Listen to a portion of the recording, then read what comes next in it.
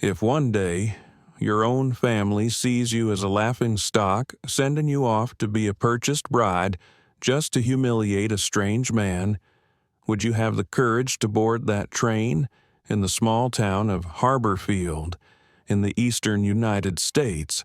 There lives a girl named Nora Fairchild, a girl who has been called ugly, useless, unwanted.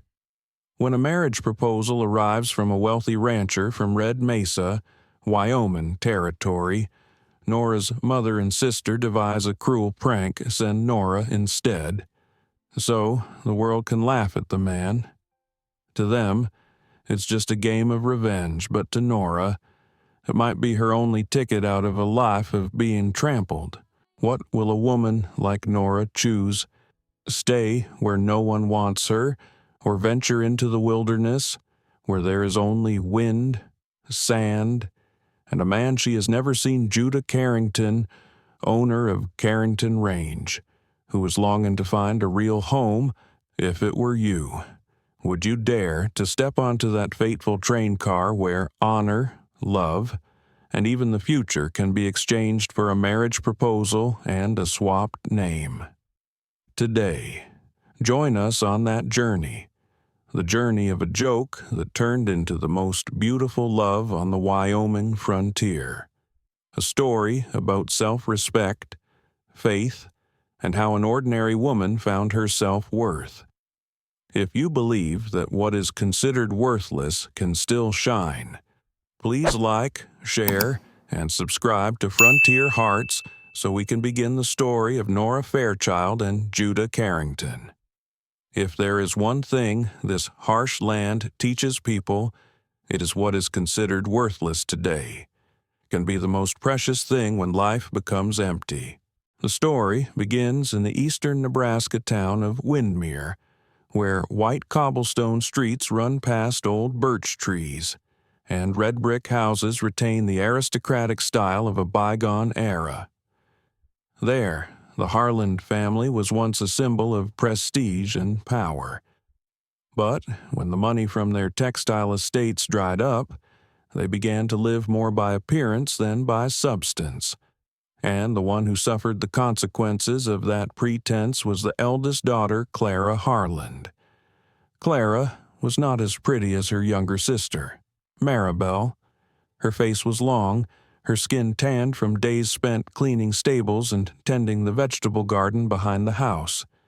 In that now decaying mansion, Maribel's beauty was the last pride of her widowed mother, Eleanor Harland.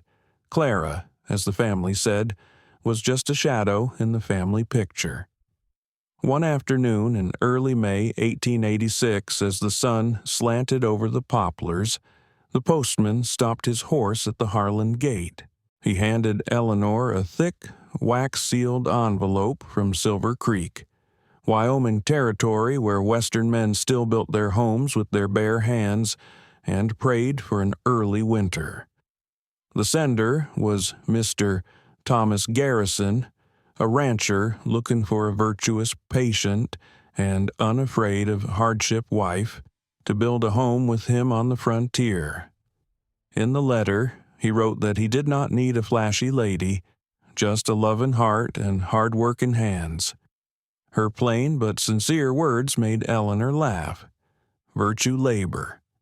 Good heavens, does he think he's hiring a maid? She tossed the envelope onto the table where Maribel was looking in the mirror. Maribel smiled, her voice honeyed. Perhaps he imagined an Eastern muse, bringing mint tea and Tennyson to the prairie. How naive. Just a moment later, in the sparkling eyes of mother and daughter, a cruel thought formed a joke, seemingly harmless, but which would change the lives of many. The letter was addressed only to Miss Harland, not to anyone else. Eleanor said softly, her voice low and conspiratorial, "If he wants a plain wife, I will send him just that." The room was silent. Only the wind rustled through the old lace curtains. Maribel laughed, her voice as clear as a knife. "Send Clara. He will know what true simple is. Clara, standing in the hallway with a basin of water, heard it all. Water poured onto the wooden floor, spreading like a wound. But she did not go in. Not a word of protest, not a tear. That night, after the family had gone to sleep, Clara sat by the window looking out at the dark garden, where moonlight glinted off the rotting hedge. She reread the letter word by word, sentence by sentence, as if holding a fragile thread that linked her to another world. Somewhere, a stranger had written, believing that happiness could be sent by post. Clara wondered, was it a joke, or her last chance to leave a place no one wanted her to be? As dawn broke, she packed her things, a simple dress, a small Bible, and a silver ribbon her mother had given her as a child. Without saying goodbye, she walked to Windermere Station, where the Western train was waiting. As the train rolled, white smoke filling the sky, Clara whispered, "Perhaps, sometimes God sends miracles in the form of humiliation." On the other side of the arid land, where the mountains of Silver Creek Range loomed in the afternoon sun, a man named Thomas Garrison stood on the porch of his cabin, a faded photograph in his hand. There was anticipation in his eyes, mixed with a vague fear, a fear that the woman about to step off the train would not be what he imagined, and perhaps he would not be what she imagined. But destiny requires no preparation. It only waits for the right moment when two weary souls recognize each other in the middle of the desert, the dust, and the fragile belief that happiness is still possible. Clara Harland's train sailed off into the sunset, leaving Windermere and its laughter behind. On the other side of the story, where the lilac scent still lingered in the spring air in the east, another thick letter was changing the fates of many people, beginning with 3 simple words to Miss Harland.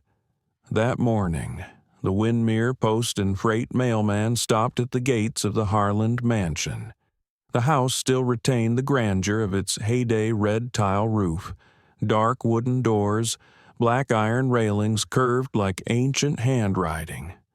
But inside, the curtains were frayed, and light filtered through the dust of time onto the face of Eleanor Harland, once called the Beauty of the Platte, now a weary silhouette among the portraits of her ancestors. Clara, as usual, went to get the letter. She saw the red wax seal with the image of a western weed, the symbol of Red Mesa, Wyoming territory. The sender's name appeared clearly, like an invitation to step out of fate. Thomas Garrison, owner of the Silver Creek Range Ranch. She gently touched the thick envelope, the smell of new paper mixed with a light scent of pine resin. It was a strange feeling, like a door opening onto a strange land where the wind did not carry mocking laughter. "Give it here." Eleanor's voice rang out coldly.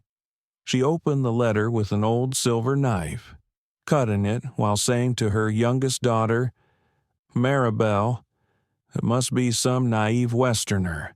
Men, there don't know how to choose a wife. They just send mail orders through middlemen." Maribel smiled, her long eyelashes fluttering. "Good. Mother, maybe we can find a new pastime." The letter was read aloud, each word clear and truthful. "Dear Miss Harland, I am Thomas Garrison, owner of a small cattle ranch in Silver Creek. I believed I could live my whole life alone, until last winter came. Amid the snow and silence, I realized that the house was no home without a woman's voice. I have little but land, horses, and my faith in God. I do not seek to marry a beautiful woman, but a good one who will plant flowers on the porch and pray by the fireplace with me. If you don't mind frontier life, I promise to care for you, respect you, and treat you with the best of everything I have. Thomas Garrison, Silver Creek Range, Wyoming Territory. Eleanor's voice paused at the last line. Then she laughed.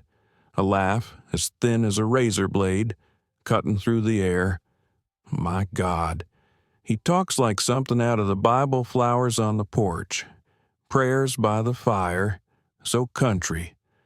Maribel, still sitting looking in the mirror, fingering the pearl necklace around her neck, half smiled, half bored, the west sun, dust, and cows. I can't stand that smell. Eleanor leaned back in her chair, thinking, I owe the bank interest. The house will be repossessed soon. But if I marry a rich man like him... Then a flash of light flashed in her eyes. No, send Clara. He will think he has been tricked, and the whole country will laugh at him. At least I will have some satisfaction. Maribel laughed, her voice gentle but venomous. Good idea. Mother, a clever joke. Let Clara be the misplaced bride.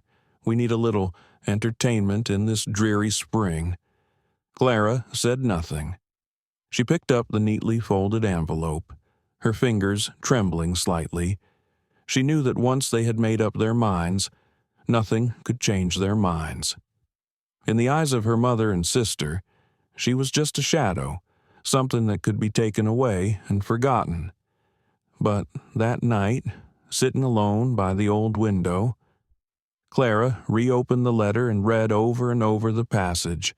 I don't want to marry a beautiful woman. I only want to marry a virtuous one. A simple sentence, but it touched on something she had never heard anyone say to her before. Outside. The sound of a train echoed in the distance. The sound was like a call. Wyoming. Silver Creek. They were just unfamiliar names. But in Clara's mind they lit up like the promise of a place where no one knew her past.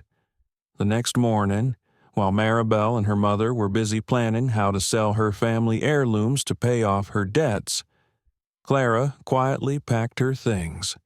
Not much, just a few simple dresses, a Bible, and a red-brown woolen scarf. She tucked Thomas Garrison's letter into her bosom, like a small flame. As she stepped out of the house, Clara looked back one last time. The wind blew her brown hair, and the morning sun shone on her strangely calm face. Perhaps. These were not the footsteps of someone exiled, but of someone willing to start over, even if it was just a joke, 2,000 miles away. The Silver Creek Range was still enveloped in the wind, and the sound of horses' hooves echoed from the Granite Ridge Mountains. Thomas Garrison, the man who had sent the letter, was sitting in his cabin, rereading a copy of that very letter. On the table, his coffee had long gone cold. Will she answer? Elias Thomas asked the old butler. Elias chuckled. If she has the heart you say she does, she will answer. If not, you will still live well, just like you have for the past 10 years. Thomas looked out the window, where the sun had dyed the prairie red. He wasn't afraid of rejection. He was just afraid that he wouldn't have the courage to believe in something as simple as happiness.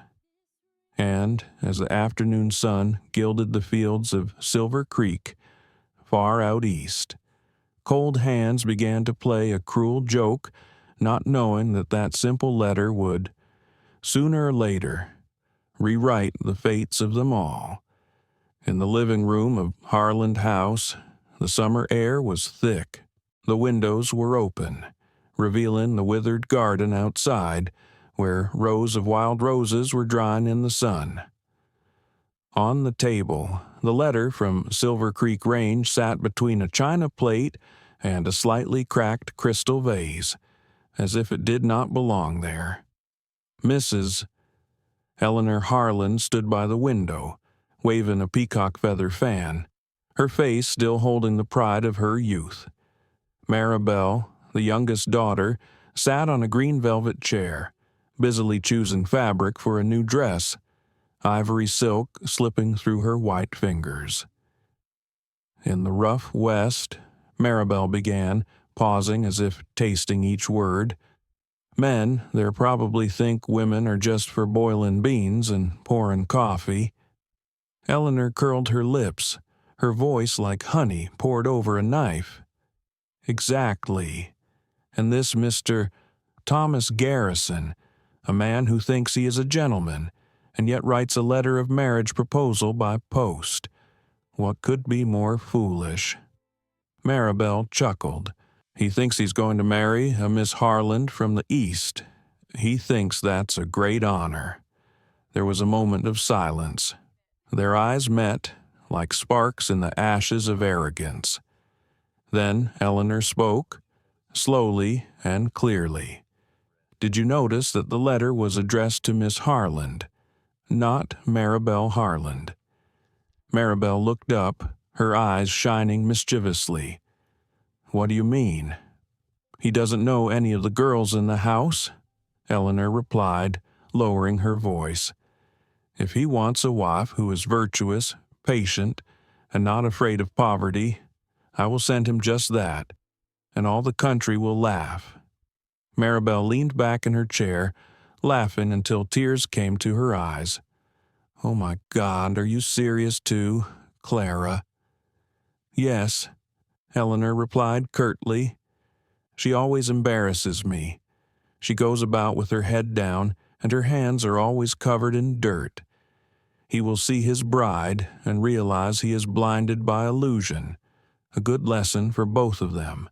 Maribel smiled, took out a small mirror, and said in a bored voice, I have never understood why people in the West think love is as simple as sowing seeds. They don't know that marriage also requires art.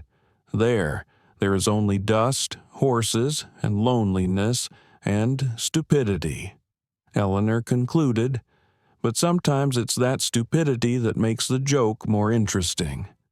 That evening, when Clara returned from cleaning the garden, she found her mother and sister sitting at the table, talking in low voices. The candlelight reflected their faces, one light, one dark, like two sides of the same mirror. Clara, Eleanor called, her voice artificially sweet. Do you want to leave Windermere? Clara paused. Leave? Away. Yes. There was a man from the West who wrote to propose. He wanted a gentle, hard-working wife. I think you are suitable. Maribel covered her mouth, stifling a laugh. What a wonderful opportunity for you. Clara, a rancher with a lot of land. Just a woman who can cook and read the Bible.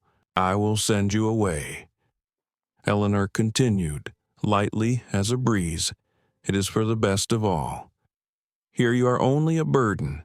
There you can at least be useful. Clara bowed her head, her hands clutching the hem of her skirt. In that room, she didn't know whether to be happy or to cry. But deep down, a part of her silently thanked them. Because even though it was exile, it was still a path that led her out of these cold walls. The next day, Eleanor wrote back. The tone was carefully measured, like a perfect morality play, Dear Mr. Garrison. My family was deeply moved by your kind offer. My eldest daughter, Miss Harland, is a simple, kind, and faithful woman. I believe she would make a worthy wife. She will depart on the 21st of this month from Windermere to Wyoming Territory. Sincerely, Eleanor Harland. She sealed the letter, sealed it with red wax, and handed it to the postman with a relieved smile as if a burden had just been lifted. That's it, she said, pouring Maribel more tea. We'll see how that Western man reacts when he picks up his bride. Maribel rested her chin on her hand, her lips curling up as if painted. Perhaps he would send her back on the first train, and all Silver Creek would know that a Miss Harland is a defective product. That night, when everyone was asleep, Clara quietly walked out into the garden. The full moon shone on the stone path leading out the gate. The smell of earth, dried flowers, and freedom somewhere in the wind made her choke up. She didn't know if she was walking into another life or simply stepping out of her own shadow. She looked up at the sky and said softly, "If this is a joke, then please God give me the strength to laugh with it." And the next morning, as the first rays of sunlight hit the old stone steps, Clara made a decision that stunned the whole house. She would go, not as an exile, but as one who had chosen her own path. The early morning breeze blew through the window, gently stirring the faded lace curtains. In the small attic room, Clara Harland sat at a wooden table, facing the letter from Silver Creek Range, the thick paper still smelling of pine resin and dust from a distant road. She had read it dozens of times, knew it almost word for word, to the point where the stranger's voice sounded like it was echoing somewhere in the quiet room. "I don't want to marry a beautiful woman. I only want to marry a virtuous woman." Those words, seemingly simple, made her heart ache, because in her entire life, no one had ever said that to her. Below, in the drawing room, came the laughter of Eleanor and Maribel, a familiar sound. But, as cold as the wind through the winter window, Clara knew they were talking about the trip, about the little drama they were about to put on. To them, it was just a joke. To her, it was her whole life. She looked around her room, the narrow bed, the chipped statue of the Virgin Mary, the worn leather Bible, nothing attached, but everything familiar.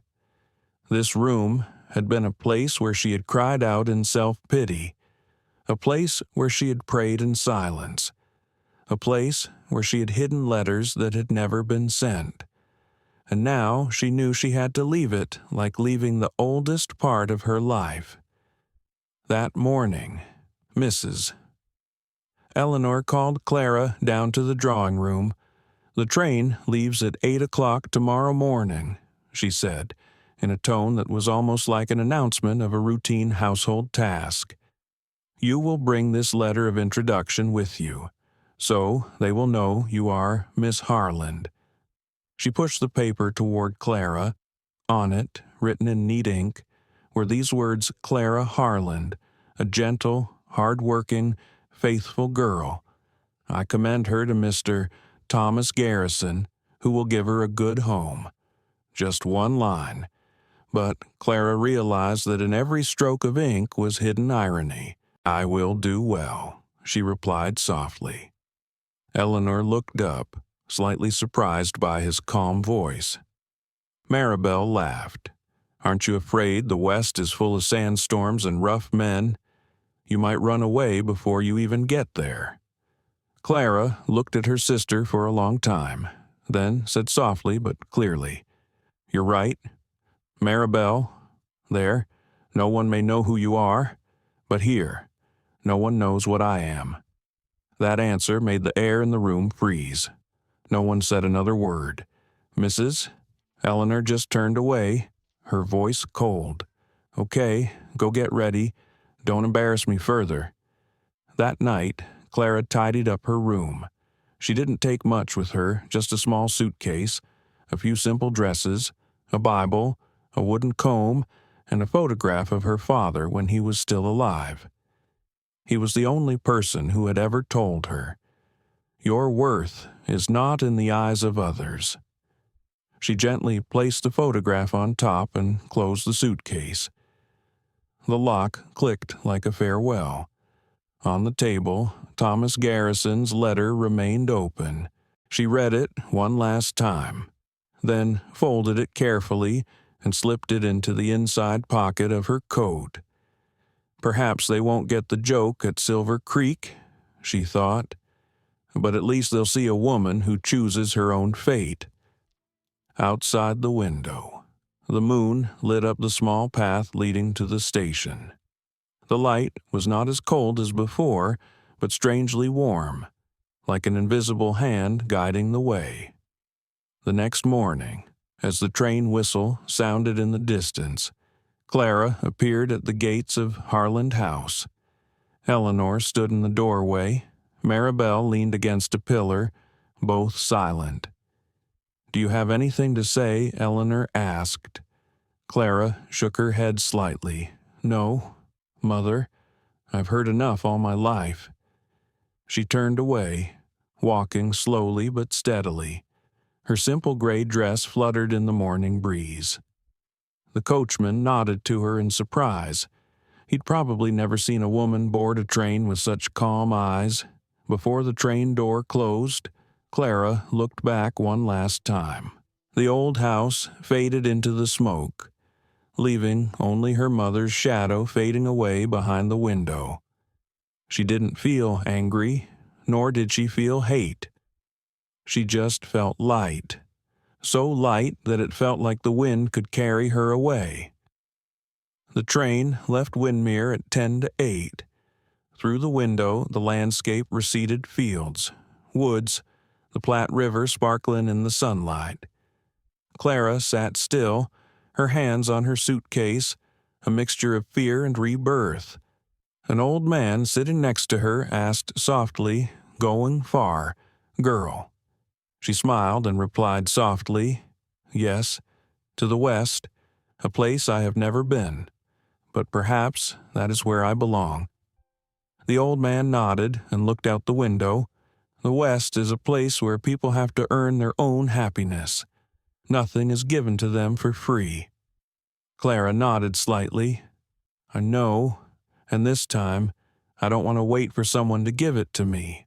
She gently closed her eyes, listening to the sound of iron wheels grinding on the rails, the train whistle gradually fading into the distance, and felt her heartbeat match the rhythm of the train's movement, the rhythm of a beginning. In the dimly lit cabin, Clara pulled out her Bible and silently recited a verse her father had taught her, "The truth shall make you free." She smiled slightly. Perhaps freedom sometimes begins with a journey that others think is a joke. On the long journey across the plains, the train carrying Clara Harland rolled steadily toward the sunset. On the other side of the horizon, in the middle of the wind-blown Wyoming prairie, the man waiting for her had no idea that fate had arranged for him a meeting beyond all expectations. The afternoon in Silver Creek Range was as calm as a dusty picture of time. The sunlight slanted over Granite Ridge and spread over the endless prairie. Thomas Garrison stood on the porch, holding a frayed letter, a reply from Miss Harland, written in the delicate, polite, somewhat stylized hand of an Eastern woman. The tone of the letter made him imagine a woman with a gentle appearance, smiling eyes, and hands more used to holding books than shovels. "Dear Mr. Garrison, I am very grateful for your kindness. Life in the West is tough, but I believe that where there is faith and respect, there is a home. I hope to do my small part to make Silver Creek worthy of your kindness." Miss Harland Thomas felt warmed every time he read it. At 35, he had grown accustomed to the silence of the mountains, the wind, and himself. For the past 10 years, Silver Creek had been his life, a barren land he had tilled with sweat and calloused hands. But as last winter approached, in the empty house, he suddenly realized a simple thing. No house is truly home without the breath of a woman.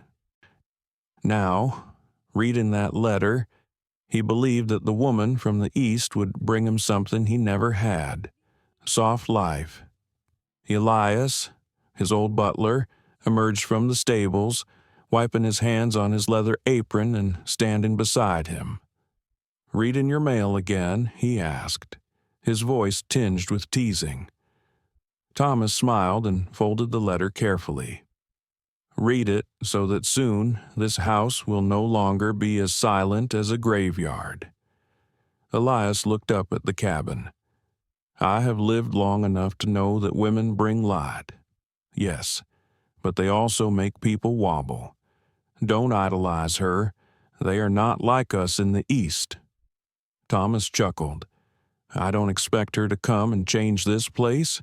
I just hope she can endure it." He looked around. The house was built from local pine, simple but sturdy. He had hammered every pillar and plastered every patch of whitewash himself.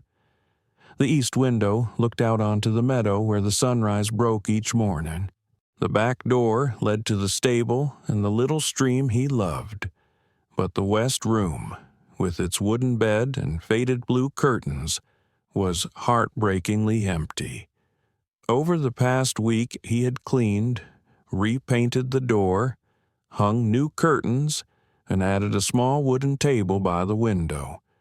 He had even planted a row of lavender around the porch, something he had heard women from the East were fond of. "She'll need a place to put her tea," he said, his voice fading into the wind. "A porch to sit on in the evenings, and perhaps a little corner to write letters to friends. I want her to look around and know that this isn't just my farm, it's our home."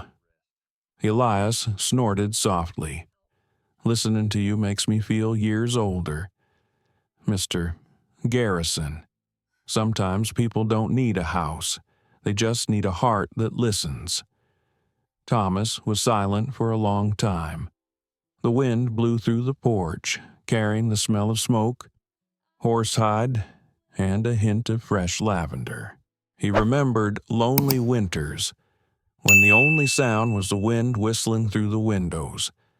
And now, just thinking about a woman coming, her footsteps echoing on the wooden floor, made all his tiredness worthwhile. "I don't know how she'll be, Elias," he said slowly, "but I just hope when she lands in Silver Creek she won't be lonely, not even for a day." Elias did not reply. He looked at his master, a man of few words, rough, but with a gentleness in his eyes that was rare in this land. He knew that behind those simple words was a heart that had been lost, but still brave enough to hope. Evening fell. The sky turned a bronze color. Thomas stepped out of the wooden gate and looked toward the railway line that ran through the valley beyond. He didn't know exactly when the train from the east would arrive, only that with each passing day he found himself waiting more and more. That night, he sat down to write his diary, a little-known habit of a Westerner. His handwriting was stiff, but his feelings were in every sentence. June 14, 1886. I read her letter for the 12th time. Perhaps I am being foolish, but I believe that the woman will come like a breath of fresh air, if she is as gentle as she says she is. I swear I will make Silver Creek her home. I don't need much, just that she stay." Thomas put down his pen and gently blew out the lamp. In the darkness, he heard the wind across the fields, mixed with the distant sound of the train, a sound of hope, of something approaching that he could not name. That morning, the clouds hung low over Granite Ridge, and the prairie breeze carried the scent of damp earth after a night's rain. In the distance, the train whistle sounded long and loud, echoing across the vast expanse of Silver Creek Range. Thomas Garrison stood at the edge of the road, his hand on the brim of his hat, his gaze fixed on the tracks as if looking into his own future. Elias, the old butler, turned to his master, his voice tinged with amusement. "It is time. Master. The eastern train has just stopped at the town of Red Mesa. Your bride must be getting off there." Thomas nodded slightly. He took a deep breath, trying to calm the fluttering in his chest. All the days of waiting, all the images, now condensed into this moment. In his mind, Miss Harland was a gentle lady, carrying the scent of tea and the elegant smile of the East. He even imagined her stepping off the train in a cream-colored dress, holding a white umbrella, an image of trust and civilization in the wilderness. Little did he know that, in a few hours, all those things he believed in would be gone like dust in the Wyoming wind. The town of Red Mesa was small and quiet. The main street had only a few brick buildings, the blacksmith shop, the post office, and Agnes Bloom's boarding house, where people from the east stopped before continuing their journey to the frontier. The scent of dried lavender wafted from the flower bouquets hanging on the walls, mixed with the warm scent of pine. When Thomas entered, Agnes was sorting through the guest book. Mr. Garrison. She looked up, her eyes kind. "Your bride arrived this morning. She's resting in room number 3. She seems tired, but very polite and well-mannered." Thomas smiled, the tension melting away. "Thank you. I'll see her." He walked up the wooden stairs. His heart pounded with every step. His hand tightened around the letter in his pocket, a letter he believed was from the woman he would build a home with. He stopped in front of room number 3 and knocked softly. A female voice rang out, deep but gentle. "Please, come in." The door opened. Light from the window streamed in, and Thomas stopped. Before him was not the slender lady he had imagined, but a tall, sturdy woman with tanned skin, dyed brown hair, and golden brown eyes that shone in the morning light. She did not appear weak. On the contrary, there was something solid in that gaze, something that made one both confused and confident. The woman stood up and bowed slightly. "You are Mr. Garrison." It took Thomas a few seconds to respond. "Yes, and you are Clara Harland," she said calmly. "I have come in response to the invitation in your letter." A cold wind blew through the window. Thomas stood still, trying to sort out what he had just heard. The name, Clara Harland, did not match his image of the woman who had written the elegant letter. He opened his pocket and pulled out the paper. "Do you know," he said slowly, "that the letter I received was very different in tone from yours?" Clara was silent. For a moment, a faint blush crept over her face. "I know," she said at last. "I did not write that letter." Thomas frowned slightly. "You didn't write it?" "Yes. My mother and my sister wrote it in my name. They sent me instead of someone else. The small room was so quiet you could hear the wind in the hallway." Thomas dropped the paper and looked at her. Not angry, not insulted, just the slow, stunned expression of someone who has just realized he has believed something untrue. "Why?" he asked, his voice hoarse. Clara looked down at her hands, then looked up, her eyes straight and clear. "Because they don't need me there, and maybe they think you won't need me here either. But I'm not hiding. If you want me to leave, I'll come back on the train tomorrow morning. I didn't come to lie, nor did I come to beg." Her voice did not tremble, but carried a strange calm dignity. Thomas looked at her for a long moment. In that moment, he saw the weariness in her eyes, the kind of weariness that only comes from someone who has been rejected too many times. But behind it, he saw something else, courage, a quiet, unassuming courage. "You know," he said slowly, "I had prepared for a completely different woman. But perhaps God had his own reasons for sending you here, and not anyone else." Clara tilted her head slightly, smiling faintly. "I don't believe I'm a miracle, sir." "Maybe not," Thomas replied, his voice low, almost a whisper. "But sometimes what people call mistakes are gifts hidden in the hands of fate. No one said anything more. They stood in silence, surrounded by the faint scent of lavender and the ticking of the grandfather clock.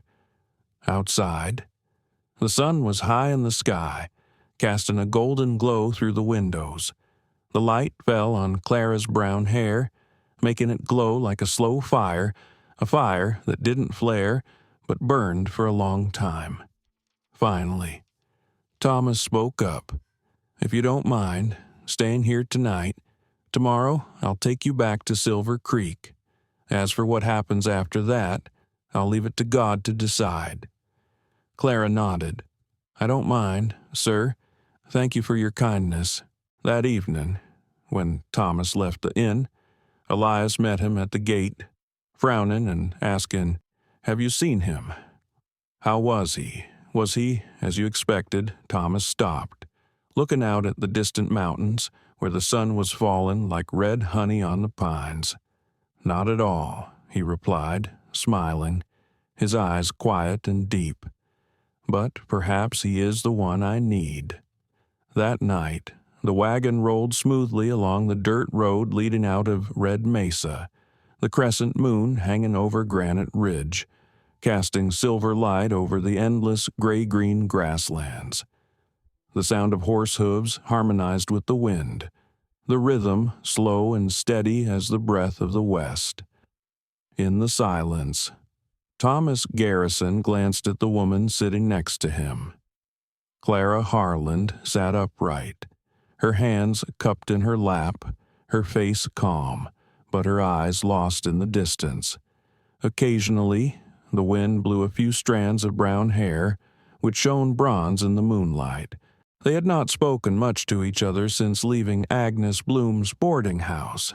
There was so much to be said, but neither of them seemed to want to break the fragile silence. When the carriage stopped by the small stream where Thomas often rested his horses, he spoke, low but clear. "Can you tell me what happened?" "Clara, why did your family do that?" Clara looked down at the water, where the moonlight was broken into 1,000 pieces. A moment of hesitation passed. Then she spoke, her voice slow and steady, as if recounting something long buried in my family. "Everyone lived for fame.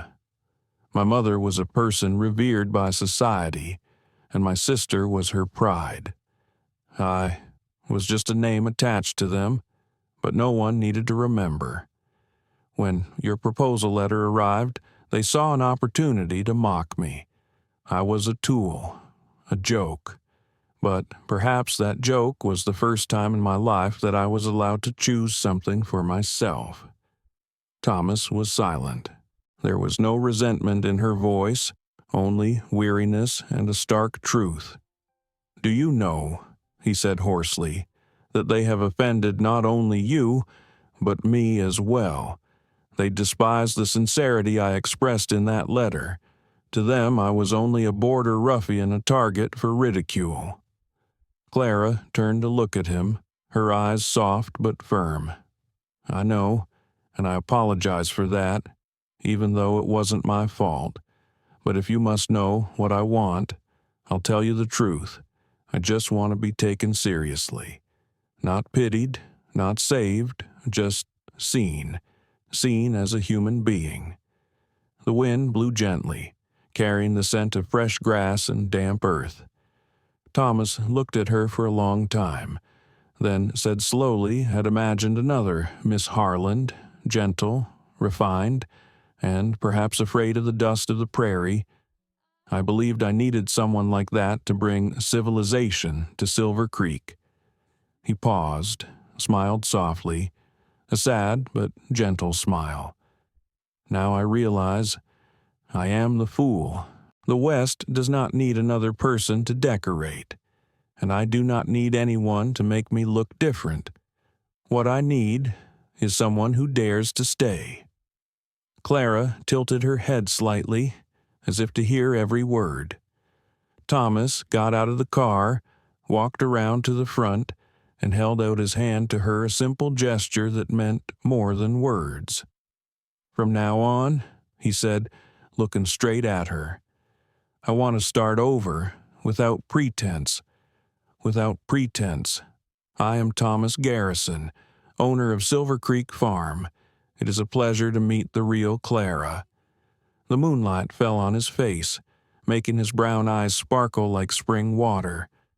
Clara looked at his hand, rough, tanned, but sincere.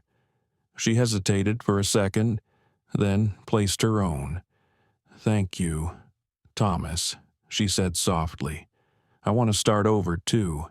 Not as a bride sent away, but as a woman who comes. His hand squeezed gently. No promises, no words needed. But there was something warmer than the fire in that grip. A silent message that they had both gone through the hurt to find the truth respect. They continued their journey in silence, but it was no longer an awkward silence. In the sky, the moon drifted slowly over the mountains, illuminating the winding road toward Silver Creek Range. Elias was waiting at the gate, saw the carriage from afar, and raised his lantern high. She's here, he asked, his eyes curious. Thomas nodded. Yes, and she was unlike anyone I had ever known. Clara stepped down, smiling at Elias. Hello, sir. I'm Clara Harland. Elias nodded in response, then whispered as Thomas passed. It seems you have found the right person, though fate chose an odd way to introduce you. Thomas just smiled, not answering, but as he looked up at the porch, where the new curtains fluttered in the wind, he knew this house, from now on, would truly be inhabited. That night, after the first light in the cabin was lit, Clara Harland stood on the porch for a long time, looking out at the misty prairie. The night air carried the scent of wood smoke, hay, and a hint of lavender. Thomas had planted around the porch. For the first time in years, she heard no mocking laughter or sarcasm, only silence, honesty, and a new feeling creeping into her, a feeling of belonging. The next morning, as the sun rose over Granite Ridge, Thomas drove Clara down the valley. They passed meadows stretching to the horizon, where the dew on the grass glinted like gold. Horses grazed in the distance, their neighs welcoming the new land. Clara sat in the car, her eyes widening at the vastness of the landscape.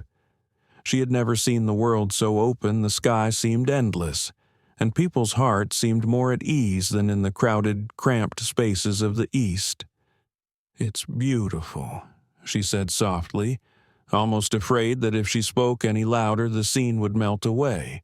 Thomas smiled. Yes, but it is harsh. Winters here can wipe out a whole harvest overnight, and summers are so hot you forget the smell of rain. And yet you chose to stay, she said, her eyes still looking into the distance. Because this is my home, Thomas replied. What about you? Clara, do you think you can stay? She didn't answer right away. After a moment, her voice was small but steady, I think. I'll learn to stay. Thomas glanced over, meeting that look calm, undreamy, but with a quiet strength he'd never seen in anyone else.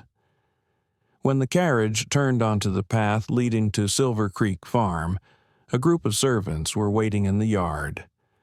They looked curiously at the woman from the east who had just stepped out of the carriage, not the soft young lady they had imagined, but a tall woman, her skin slightly tanned by the long journey, her eyes both reserved and determined. This is Elias, my butler, Thomas introduced, and that's Rory, the stallion, and the other guys from the cowboy team. Elias nodded slightly, a gentle smile appearing on his haggard face. Rory tipped his hat, half curious, half joking. Welcome to the land of dust and storms. Miss Harland, I hope you don't mind getting dirty. Clara smiled slightly and replied, If I was afraid of getting dirty, I wouldn't have come here." The answer made Rory laugh, and Elias looked at Thomas, nodding slightly, a look that said, "This girl won't run away." Thomas showed Clara around the main house. The 2-story wooden house sat in the middle of a valley, with a stream and willows behind it. In the early morning light, the house had a rustic, somewhat rough look, but here and there Clara saw signs of care. The steps were swept clean, the windows freshly painted, and the cream curtains neatly hung. Once inside, she found the interior a mix of two worlds, an Eastern-style dining table with carved, curved legs. But next to it were rough-hewn chairs made from local tree trunks. On the wall hung a map of Wyoming next to an old London landscape painting. Clara gently touched the cracked wooden table, saying softly as if to herself, "Not perfect, but with potential." Thomas heard and turned. "What did you just say?" "It's just, I think this house could be warmer, with a few small changes. A little light in the kitchen corner, some more dried flowers, or some lace on the windows." Thomas looked at her, surprised. He expected her to be shy, even uncomfortable with the simplicity of the place. Instead, she looked around like a worker tending a home about to take shape. "You can do that," he said. "This will be your home, if you want it." Clara smiled slightly, said nothing, just walked slowly around the room, touching each object as if to listen to its story. She felt the breath of a man who had lived too long in solitude.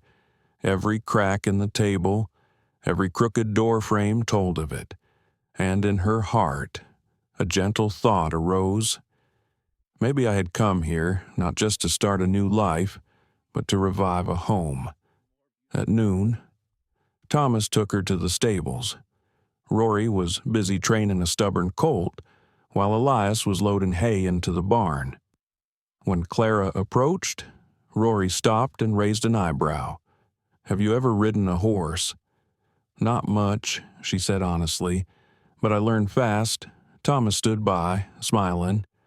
"Rory, teach her the basics. Miss Harland isn't here to make decorations." Rory looked surprised, then nodded. "Yes, sir, Miss Harland. I hope you're not afraid of falling." Clara smiled, mounting the horse with the clumsiness of a novice, but her eyes did not waver. She held the reins, took a deep breath, and gently kicked. The horse snorted, trotting slowly around the stable. Thomas stood watching, and for the first time since she had arrived, he actually smiled, a warm, genuine smile. Elias stood nearby and muttered softly, "She didn't come to be pitied. Thomas, she came to live." Thomas replied softly, "I know." As dusk fell, the sky tinged with honey. Clara stood by the fence watching the returning cattle. Rory waved his hat to her, and Elias brought coffee onto the porch. Thomas handed her a cup, his voice low. "How was your first day at Silver Creek?" Clara took a small sip, the strong taste of coffee spreading on her tongue. "Tired, but good. I think I can stay. This place feels more real than anywhere I've ever lived." Thomas was silent, just looking into the distance, where the sun was setting behind Granite Ridge. In that moment, he knew that woman had truly entered his life, not as a guest, but as the companion he had been waiting for all these years. Mornings at Silver Creek Range began with the crowing of roosters and the smell of coffee wafting through the crisp air. Clara Harland was used to rising early, lighting the fire in the kitchen with Elias, and cooking breakfast for the cattle team before they headed out to the fields. These days, she was no longer the strange bride to be looked at with suspicion. She was part of the rhythm of life. Rory used to half joke, "Miss Harland works like a West Country native. She'd be better at holding the reins than I am." Clara smiled gently. "I just don't want anyone to have to clean up after me. That's all." Thomas stood on the porch, hearing that, and smiled slightly. She didn't know, but that made him admire her even more, the way she didn't show off, just quietly doing everything well, as if each day was a thank you for this new life. That afternoon, the sun was shining and the wind was blowing across the fields. Thomas and Rory were checking on the cattle when Jed Carter, a young cowboy, was suddenly thrown by a frightened colt. A cry of pain pierced the peaceful air. "His leg is broken," Rory yelled, charging, but the horse kept circling, refusing to stop. Thomas grabbed the reins, holding the horse's head, while Rory pulled Jed out of the hay. Blood oozed from the torn leg of his trousers, bones protruding from under his skin, a sight that left everyone speechless. Rory galloped back to the main house. "Call Mr. Garrison, call Miss Harland." Quickly, when Rory rushed into the yard, Clara was hanging towels out on the porch. Hearing the scream, she only had time to ask, "Is anyone hurt? Jed Carter broken leg, lots of blood." Clara didn't hesitate. She ran into the house, pulled open a small wooden cabinet, and took out a brown cloth bag, a medical kit she'd kept from the Wyoming Charity Hospital where she'd worked. Without waiting for instructions, she wrapped a towel around her shoulders, added bandages, needles, and rubbing alcohol, and mounted her horse. Elias called out, "Miss Harland, be careful, it's okay. Elias, I know what to do." The wind whipped at her face, carrying dust and the smell of burnt grass.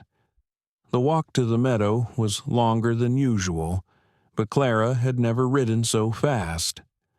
When she arrived, Rory and Thomas were trying to stop the bleeding on Jed, but their hands were clumsy. The young man was pale and breathing heavily. "Move aside," Clara said, her voice strangely calm. "Let me." Thomas stepped back, making room. She knelt down and opened the duffel bag.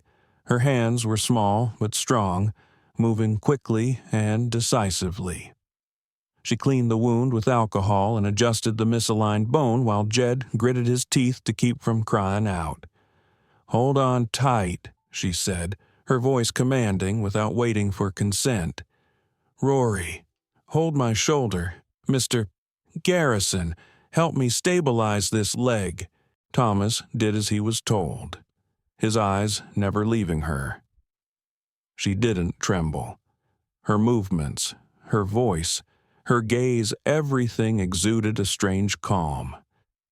After a while, Clara took out a wooden splint from her pocket and tied it tightly around her broken leg. When she tied the final knot, sweat soaked her temples, but her voice was still soft. "It's okay. The bleeding will stop. Just take him home and lie still for a few days." Thomas looked at the woman before him and saw in her not the fragile image he had imagined, but true strength, a strength forged from kindness and experience. Rory sighed. "God, where did you learn that?" Clara wiped her hands on her lap. "I worked at Wyoming Charity Hospital. Saw everything from knife wounds to miscarriages." Rory chuckled softly, and Thomas just watched. It was late afternoon when they got Jed back to the farm. Elias and the men helped him into a small room near the barn. Clara stayed by his side, changing bandages and mixing painkillers from herbs in her bag. When she was done, she stood up and looked at Thomas. "He'll be fine. But he needs to rest for at least 10 days. I'll check on him every morning." Thomas was silent for a moment, then said softly, "Thank you. Clara, you saved him." She smiled, tired but relieved. "I only do what I know.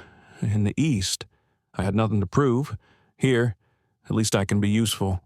Thomas nodded, his voice low and sincere. "No, you are not just helpful. You remind us that kindness does not need to be boasted about. It just needs to be present at the right time." Clara looked down at him, avoiding his gaze, but something gentle crept into her heart, an emotion she had never dared to feel. That night, as everyone gathered in the dining room, Rory recounted the incident as a triumph. "You should have seen Ms. Harland at work, calm like a doctor, and not afraid of blood or broken bones. If it weren't for her, Jed would have lost his leg." The cowboys around the table nodded, their eyes filled with respect. Elias, the oldest, smiled kindly. "Miss Harland, you have done all Silver Creek a great service. In this West, people don't often give compliments, but I think you have earned it." Clara just smiled, her cheeks flushing. "I hope so." Thomas sat at the head of the table, saying nothing. But as the lamplight fell on his face, a change could be seen in his eyes, no longer pity, but deep respect. That night, the wind blew through the willows, carrying with it the sound of insects and the smell of wild grass. Clara went out onto the porch and looked toward the stables, where a dim light still burned. Thomas came out and stood beside her. "Thank you again," he said softly. Clara replied, her eyes still looking into the distance. "There is nothing to thank. In this place, everyone has to learn to help each other." He nodded slightly. "I just want you to know, today, you made me proud.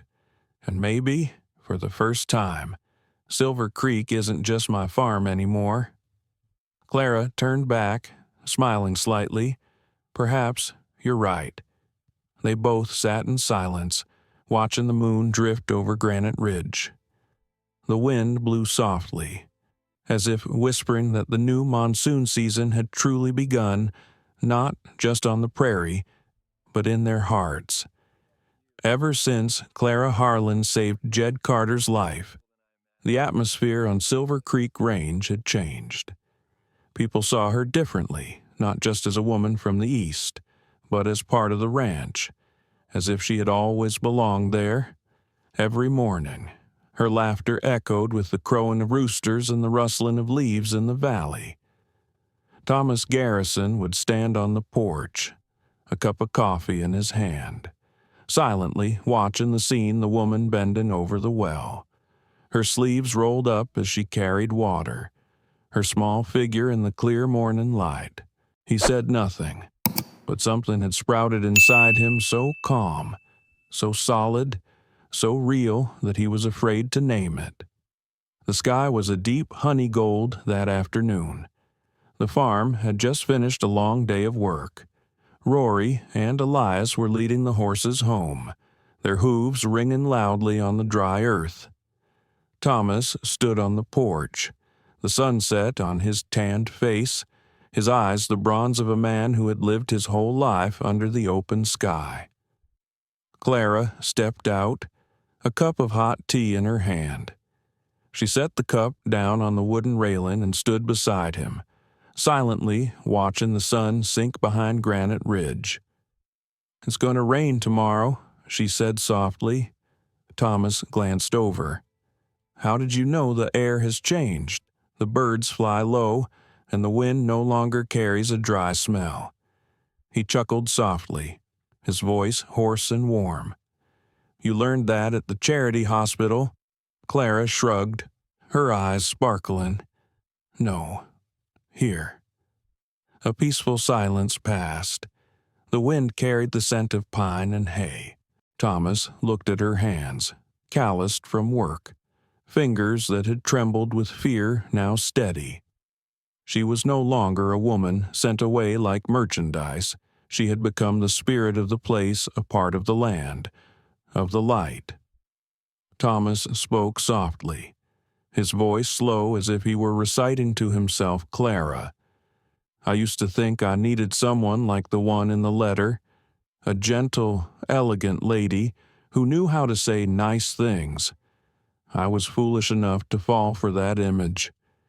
I wanted someone to decorate this house, forgetting that a house only lives when someone lights a fire in it.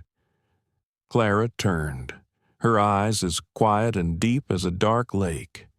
And what do you think now?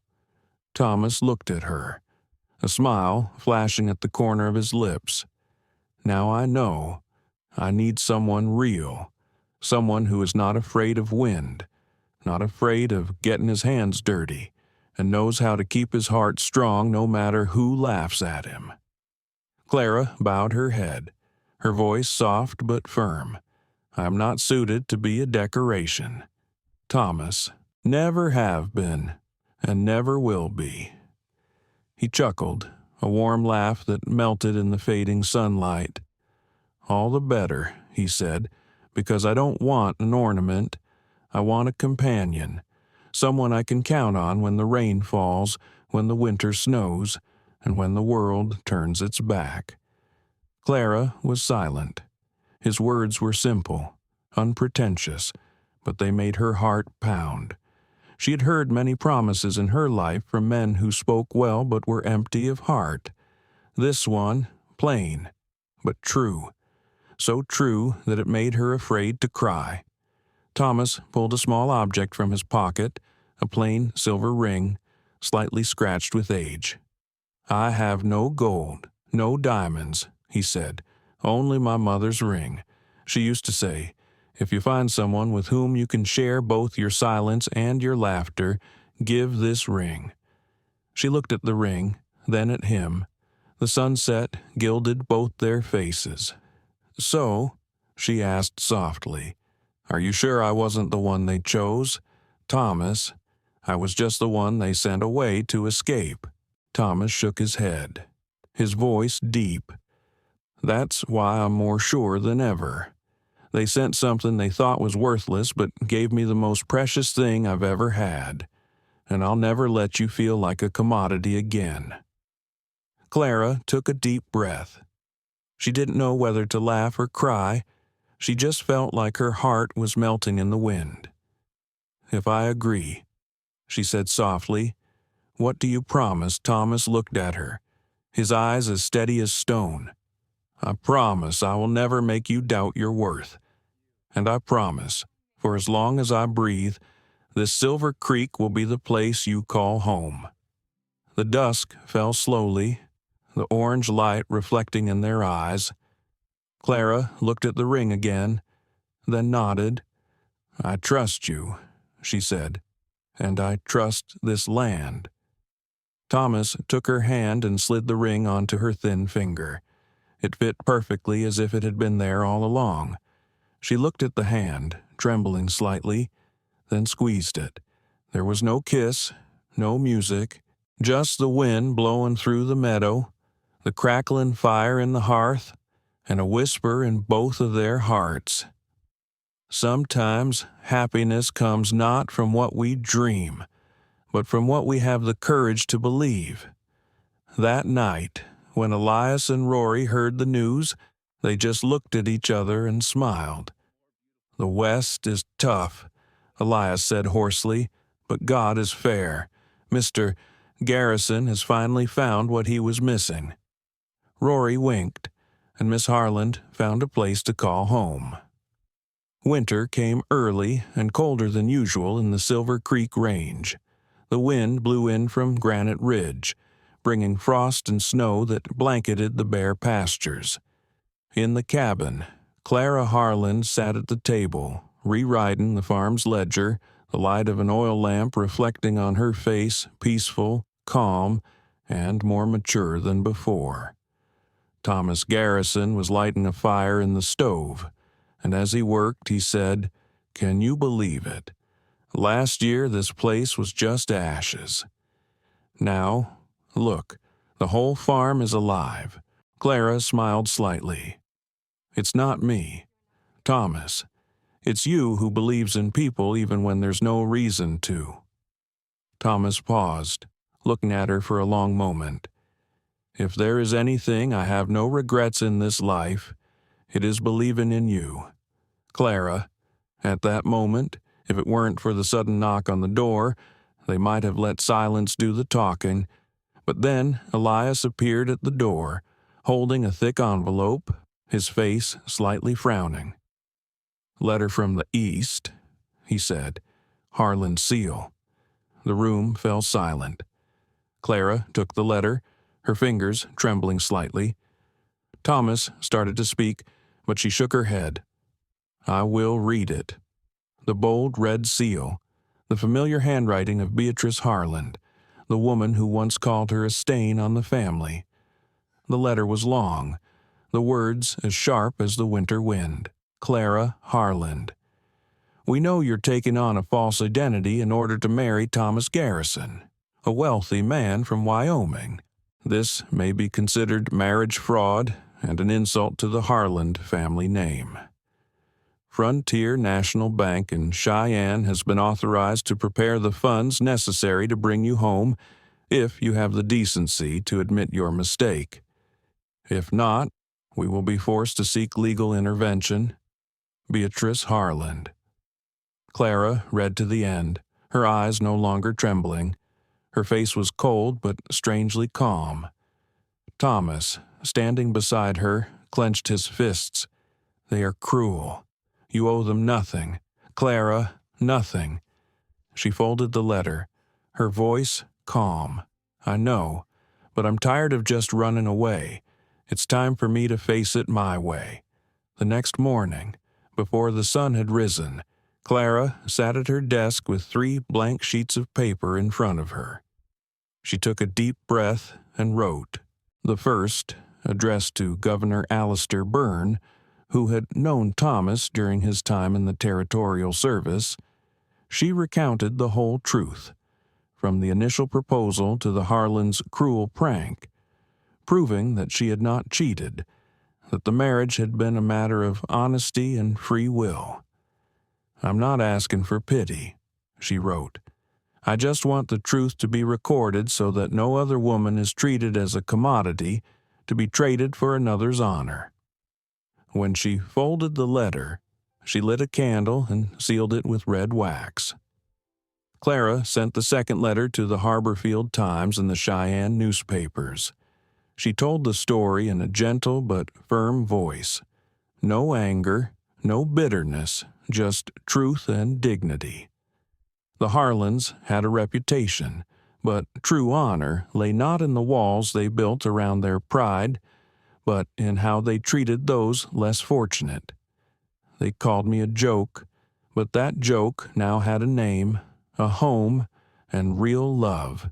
She knew the news would spread quickly, because the people of the West believed in justice more than rumors. Finally, the third letter, to Beatrice Harland. Clara sat for a long time before writing. Her pen trembled slightly, not from fear, but from emotion. "Beatrice, all your life you wanted to be respected, but you never understood that people are respected not because they are rich or beautiful, but because they respect others. I will not go back. I am no longer the girl who trembled when you called. In this West, I have found myself and found the compassion you never had. If you need to sue me, please do so. I am not afraid of the law because I have not committed any crime. But I pity you, because I know you are living in a cage of your own making. Clara Harland Garrison." She signed her name for the first time with Thomas's surname, not as a wedding ceremony, but as a declaration. As Clara put the 3 letters in the leather bag, Thomas walked in. He didn't ask any questions, just looked at her with a quiet gaze. She said softly, "Thomas, I don't want to be a victim for the rest of my life. I want them to know that I lived, and lived better than they ever expected."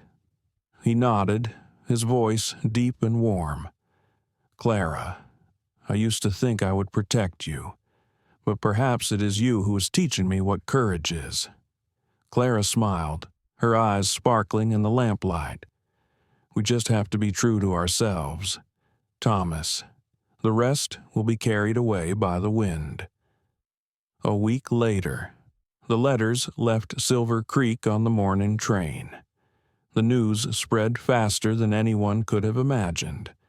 The Cheyenne Tribune carried the front-page story, "Mail-order bride" or "Victim of Pride." The Harborfield Times was forced to print an official response, and back east, society began to whisper about the Harlands' reputation. Beatrice, in the cold villa, held the newspaper, trembling, not because of anger, but because for the first time she felt fear, that a woman she had once considered unworthy of a voice would now make the whole town listen.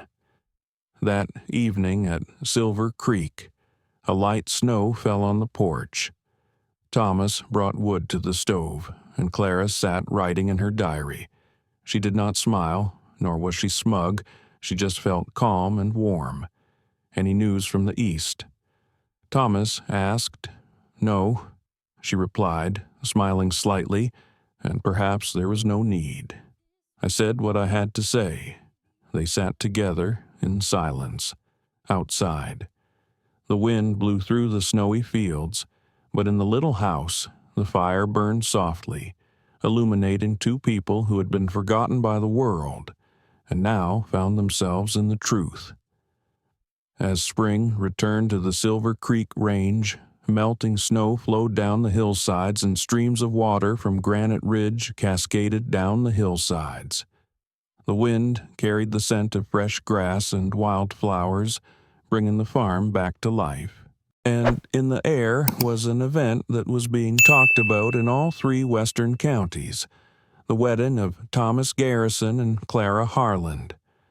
It was said that no wedding in Red Mesa had ever stirred such excitement. From early morning, wagons poured into Silver Creek from all over townspeople, neighboring ranchers, even a few officials from Cheyenne. They came not out of curiosity, but out of respect for the couple who had lived and loved truly in this harsh land. On the lawn in front of the main house, Elias and Rory had erected a simple wooden arch, decorated with willow branches and wildflower vines. Clara did not want a white dress or a jade necklace, but chose an ivory dress she had sewn from old cloth. In her hands she held a bouquet of daisies, roadside flowers that were long-lasting and fragrant, like herself. When Thomas emerged, wearing his old but pressed brown coat, everyone fell silent. He walked toward Clara, and for a moment the wind seemed to stop. His eyes were no longer those of a man who had been alone, but of a man who had found his place. The priest read the blessing, his voice resounding warmly in the space. None of us can choose how we come to each other.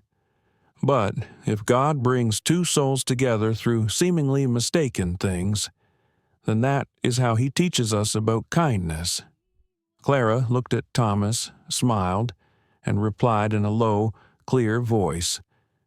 "We came together not because of fate, but because of faith. And if life is harsh, at least we chose to live kindly." The crowd fell silent, then applauded. The music swelled, the banjo and Elias's deep voice making the scene seem like an ancient song, slow, deep, and full of love. At night, dozens of torches lit up the large courtyard. People danced, drank cider, told stories, and laughed. Some said it was the first time in years they felt truly at peace, as if green had finally sprouted in the middle of a dry land. Clara and Thomas sat on the porch steps, watching the hustle and bustle. He tilted his head and whispered, "Clara, look at them. All those people who thought we were a joke are now happy for us." She smiled softly, her eyes flashing with fire. "It's not that they've changed, Thomas. It's just that the truth finally has a place to speak." He took her hand, and squeezed it gently. And I will spend the rest of my life keeping that truth. Meanwhile, far east, the repercussions of Clara's letters are shaking Harborfield. The Harborfield Times carried a front-page headline.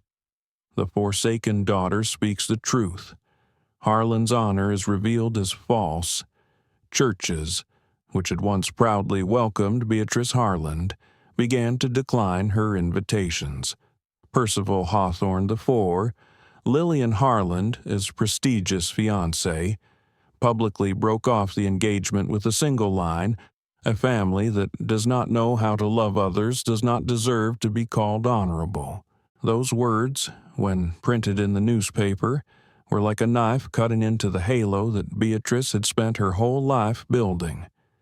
She received dozens of letters from old friends, none of whom asked how she was doing, only silently sending back words of farewell.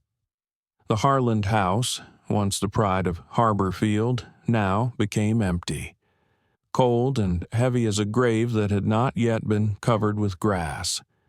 A few weeks later, another letter arrived at Silver Creek Range. The handwriting was shaky. The red wax seal was smudged. "Clara, if you have any mercy, please give me a chance to see you again.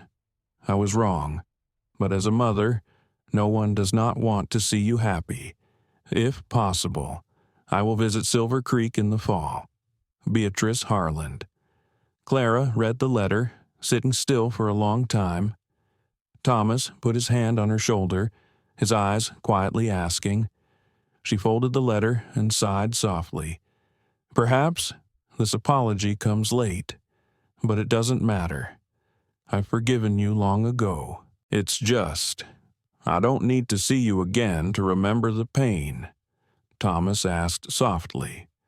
"So how do you intend to answer?" Clara smiled, her voice soft as the wind. "I would write this, 'We are busy with the harvest, and will probably continue to be busy, at least for the next decade.'" The remark made Thomas laugh, a rare, gentle laugh from a man who had spent his whole life in silence. He tilted his head and said softly, "That is the most beautiful revenge I have ever heard."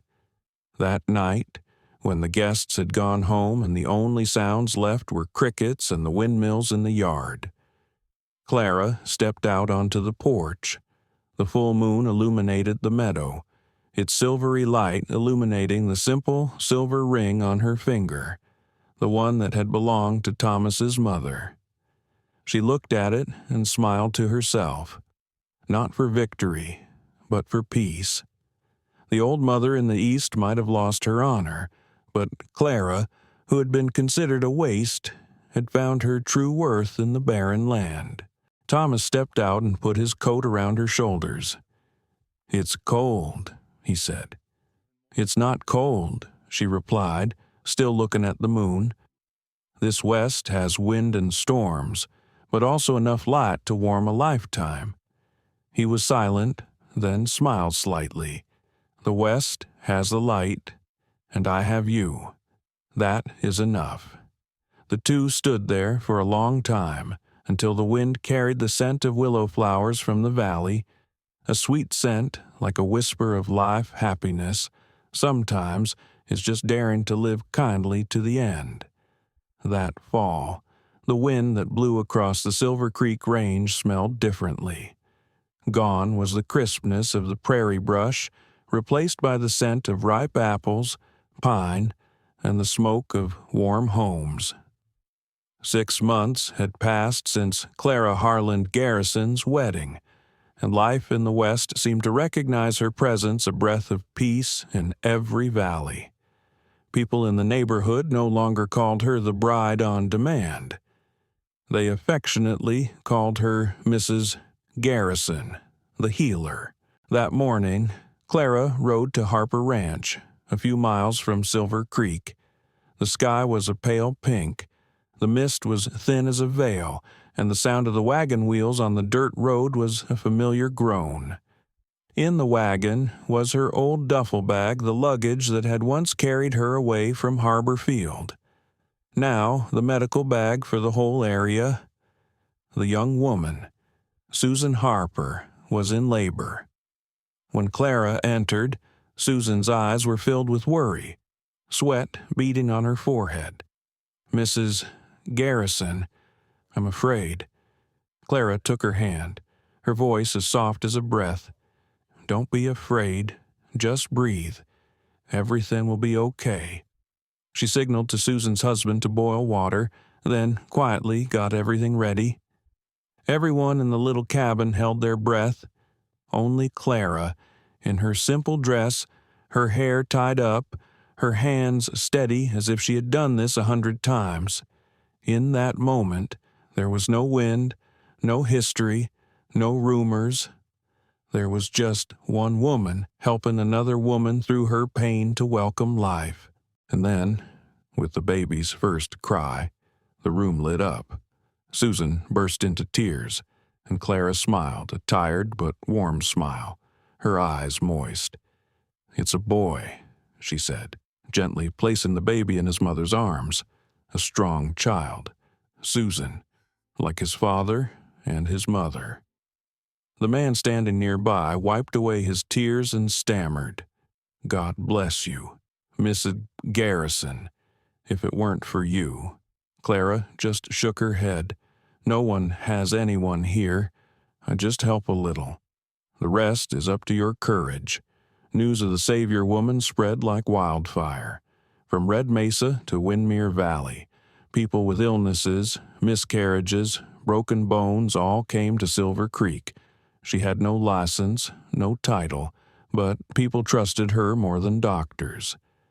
One afternoon, after returning from Harper Ranch, Clara walked past the small cemetery behind the hill.